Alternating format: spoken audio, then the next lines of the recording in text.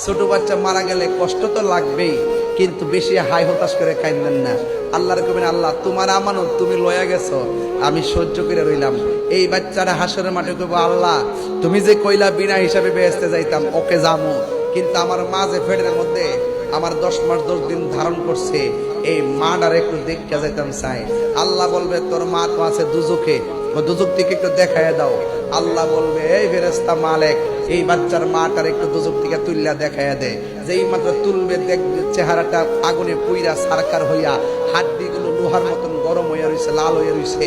তখন বাচ্চাটা ডাক দিয়া বলবে, আল্লাহ তুমি যে আমারে কইছো বেহেশতে যাইতাম, আমার মা দুজকে জ্বলতেছে, যেই মার ফেডের মধ্যে আমি আসলাম, এই মার ফেড দুজকে পুইরা ছাই হয়ে গেছে। ও আল্লাহ, তোমার কাছে একটা ফরিয়াদ করি, আমার আম্মারা ছাড়া আমি বেহেশতে যাইতাম না, আমার আম্মারা আমার সঙ্গে দিয়ে দাও। আল্লাহ বলবে, না, তুমি তোমার বেহেশতে তুমি যাও, তোমার মা দুজকি। তখন বাচ্চা ডাক দিয়ে বলবে, আল্লাহ তুমি যেহেতু দিতা না, একটা কাম করো, আমারে তুমি বেহেশতে দিছো, আমি খুশি হয়েছি, আমার মারে যদি আমার লোকে না দাও, তাইলে আমি কইলাম আমার মার সঙ্গে আমার দুজকে দিয়া দাও।